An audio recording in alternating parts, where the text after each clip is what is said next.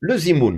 Vous savez que le zimoun, c'est une mitzvah en tous les cas, de le faire lorsqu'on est un certain nombre de personnes, d'hommes, avant le Birkat Hamazon. La Gemara, dans Daf Memhe et dans d'autres pages dans Brachot, elle parle de ces notions de Birkat Hamazon dans les Rishonim, Machloket, savoir une discussion entre les Rishonim, savoir est-ce que c'est Drasha Gmura, c'est-à-dire une compréhension comme quoi ça serait vraiment une mitzvah de la Torah, ou ça se met en Alma, où c'est une référence et dans lequel les Chachamim ont dit qu'effectivement c'est une mitzvah, mais des Rabbanan. Certains Acharonim, comme le Kriyat Sefer, qui dit comme ça que si on est 10, pardon, il y a le nom d'Hachem dedans, dans le Zimoun, alors ça serait une mitzvah de la Torah. Et donc, si on est 3, on comprend que c'est une mitzvah de Rabban. Le Chazon Ish n'est pas d'accord, il voit exactement l'inverse.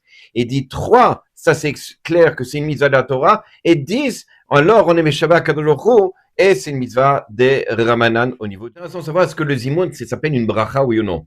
Le Ravad, un des Rishonim dictionnaires, il dit, étant donné qu'il n'y a pas le Shem au Malchut, le nom d'Hachem, on ne dit pas Baruch Ata Hachem, dedans, et qu'on ne le dit pas tout le temps, parce que parfois on peut faire Birkat Hamazon sans dire le Zimoun, ça peut passer une bracha.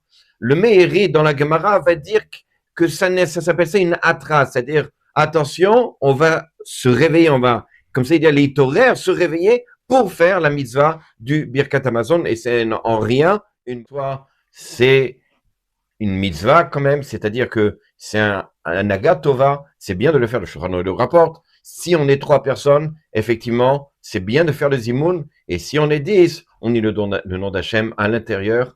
À bientôt.